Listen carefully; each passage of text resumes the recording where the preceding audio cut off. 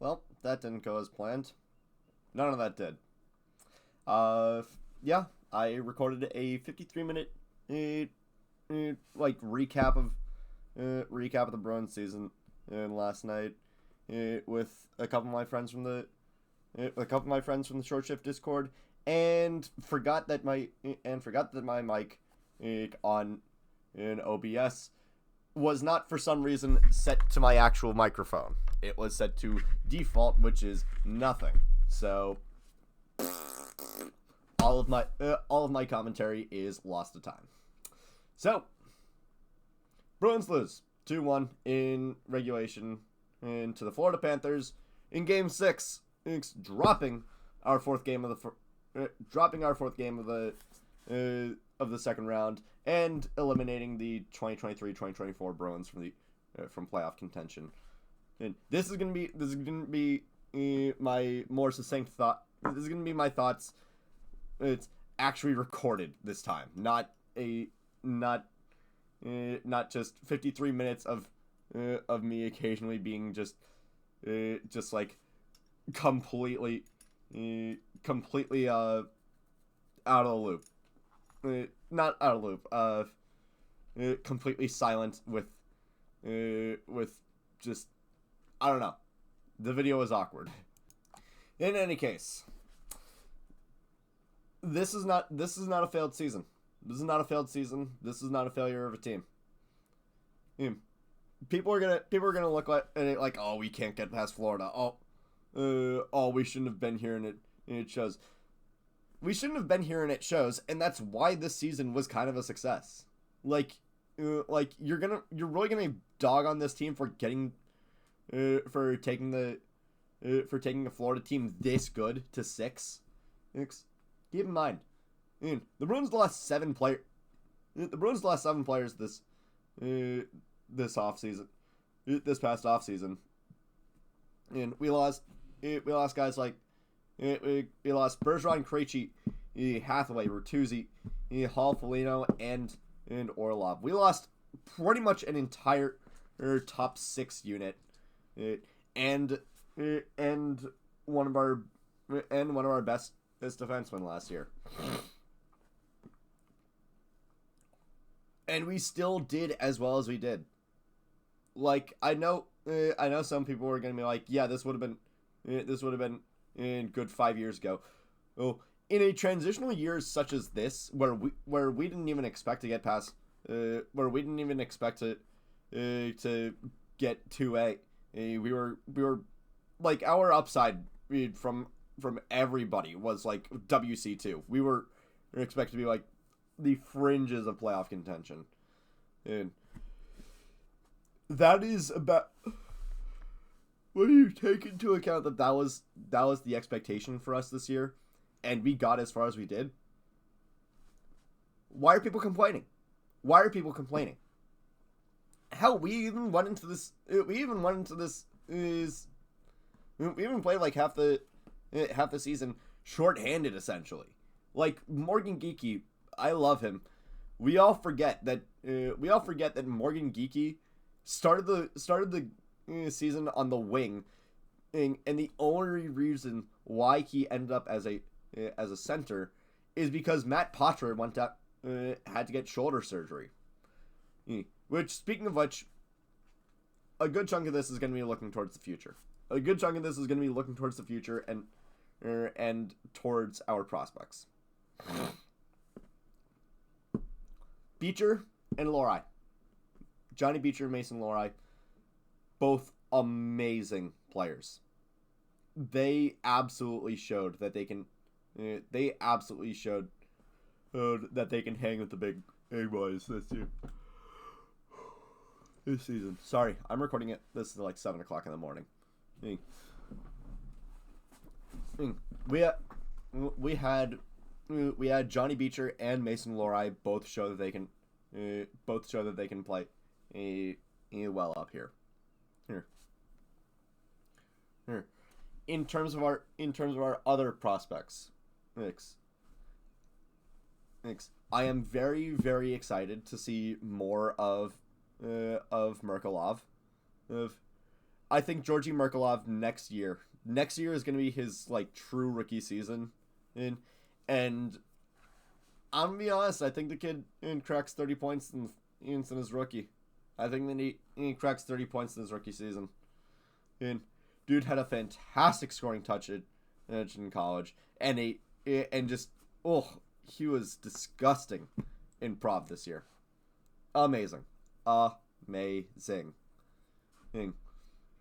am excited to see some of him. Frederick Brunet, I think, could potentially get a call up. In terms of John Farinacci, oh man, I think that there is actually a really decent chance that he makes it out of camp. I think that John Farinacci has a decent chance of making this team out of camp. Now, in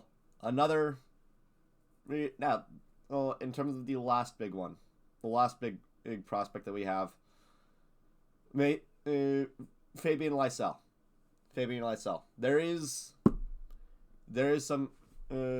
a little bit of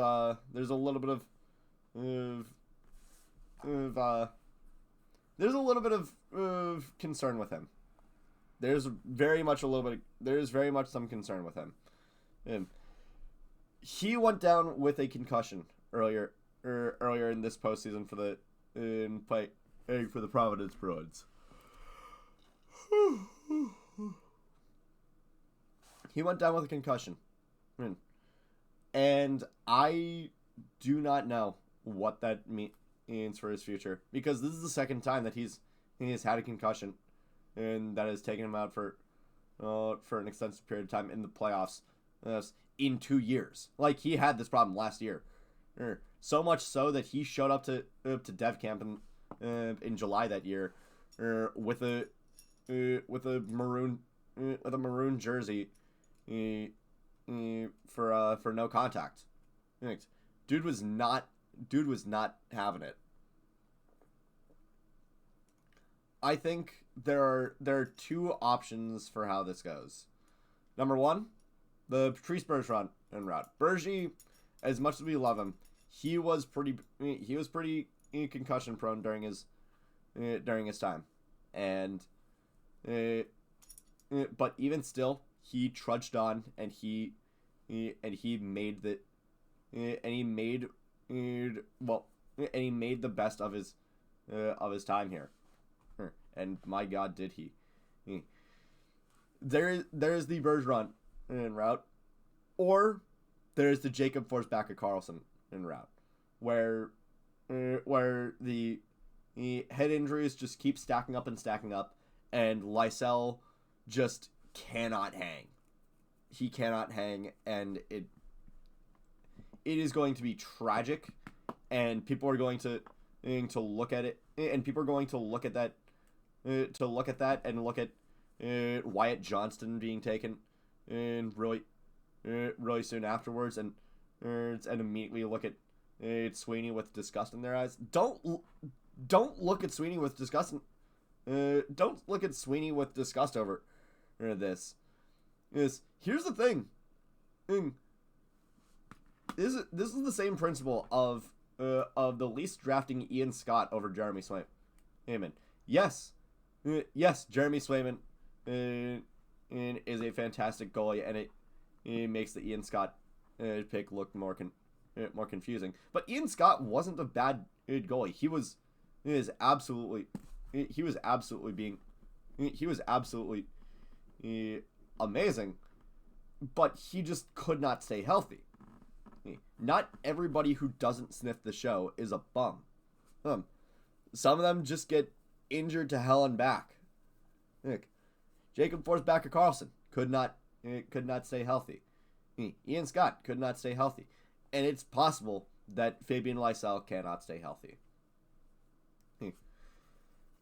But I mean, like I joked about in the slander video, people are gonna give Sweeney shit for anything.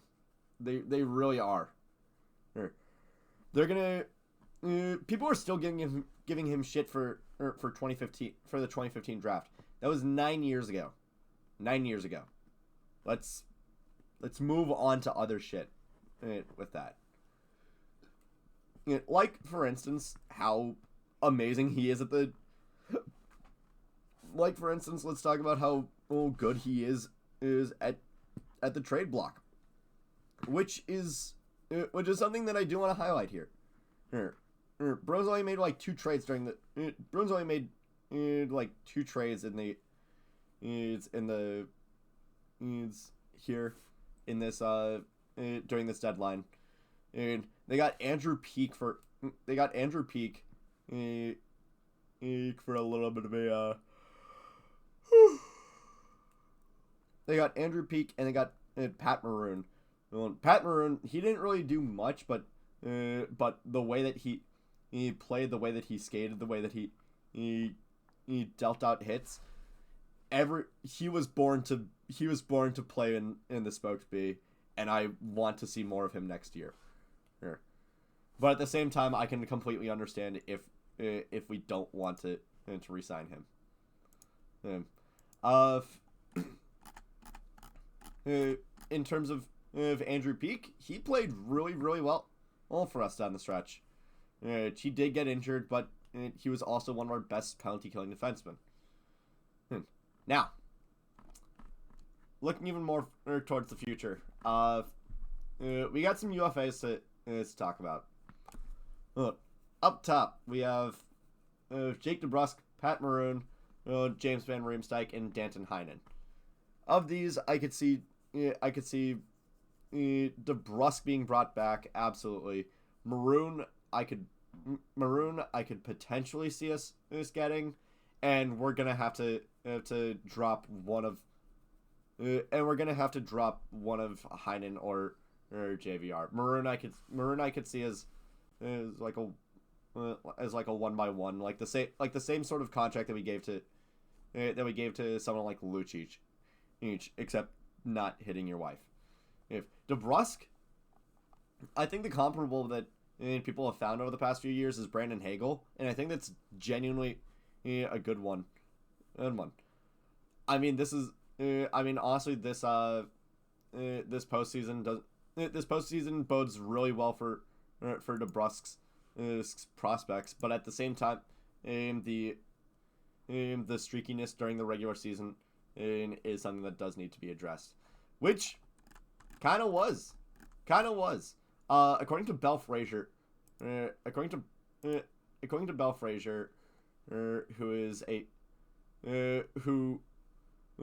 writes for the Bruins and the Hockey News, and is a New England Hockey Journal reporter. According to her, Jake DeBrusk said he broke his hand right before the bye week and said it didn't heal until right before the playoffs. The dude was playing literally shorthanded for the entire second half of the season, and he still and once it hit playoff time, he absolutely showed why he deserves a new contract. Because we can say that Jeremy Swayman was the best Bruin during these playoffs. Jake DeBrusk was the best skater for the Bruins, and Swayman was the best Swayman was the best player overall, and the best goalie.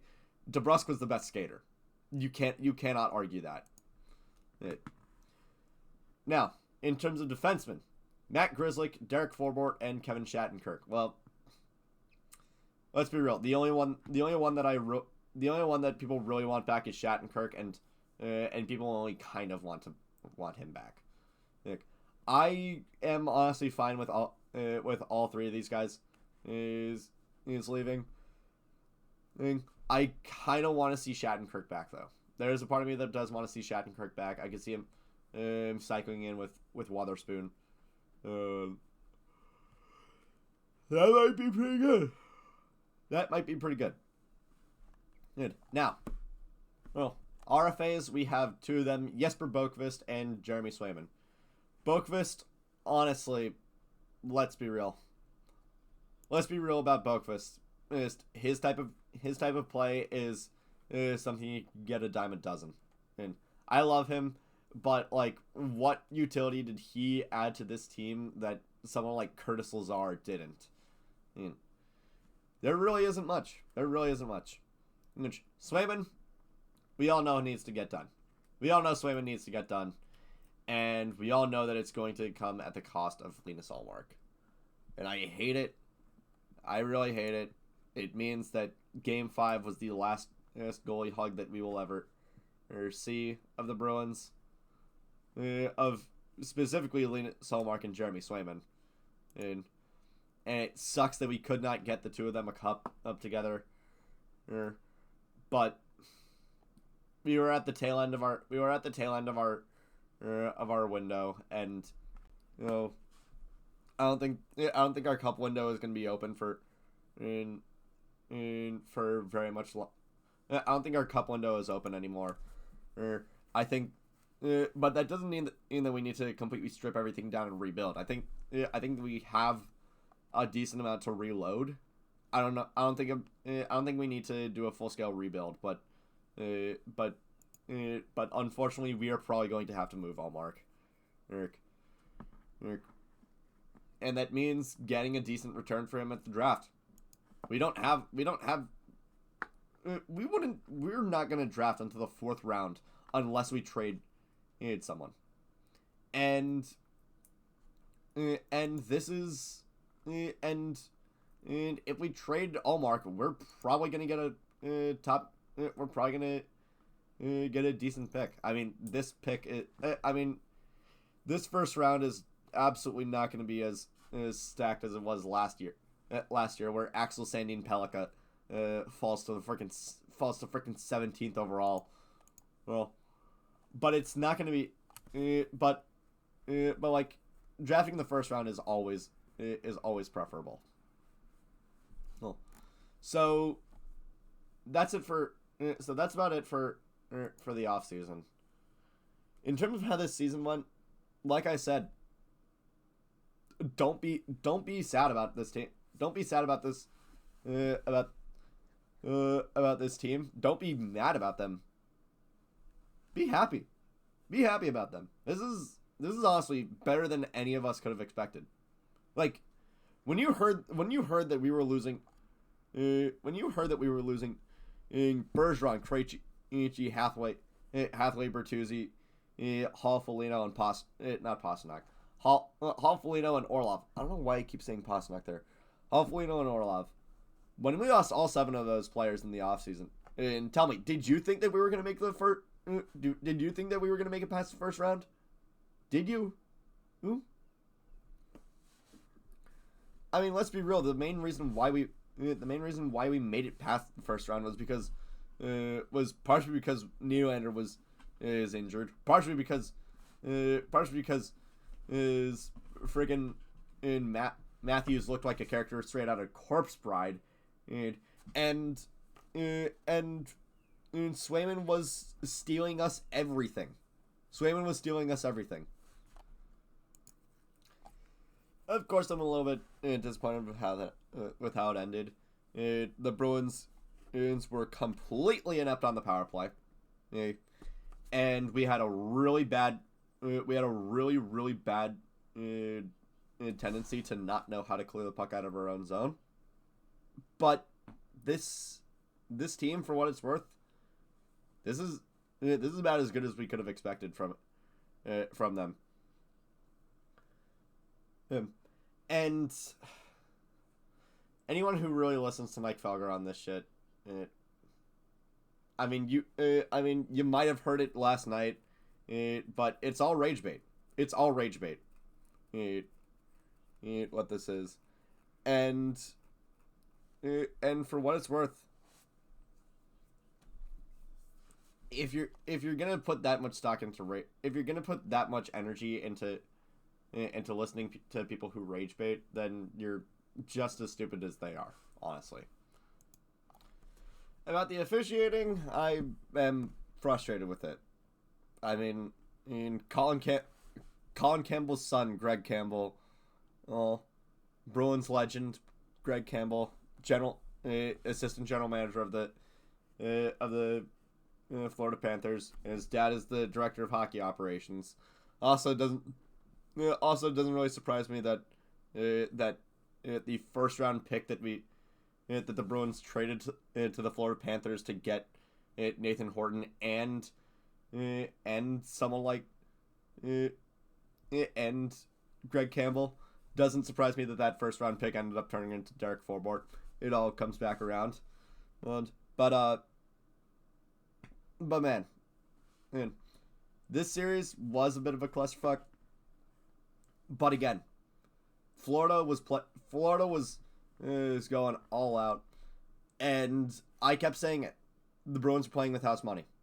Bruins were playing with house money, and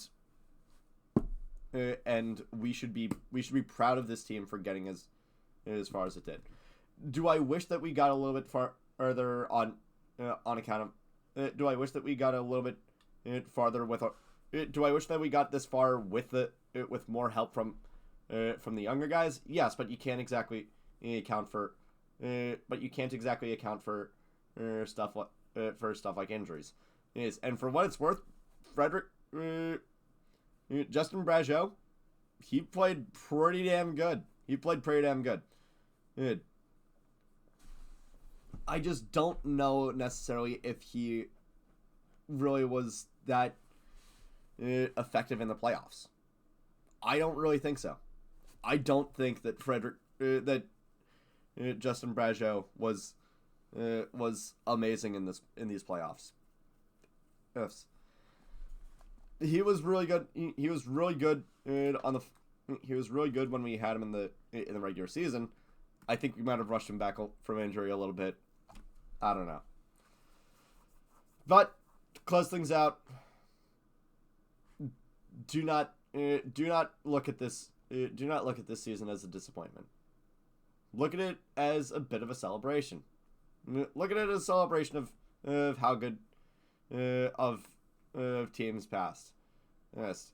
And I know that some people were gonna be like, oh, the only way to really honor those teams is to win the freaking cup. Yeah, maybe, but at the same time, with everything going against this team, I can't help but be impressed with. I can't help but be impressed with how they played. That's just me. So,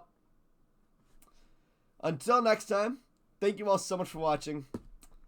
This has been Into the Den. I will see you guys next time. Take care.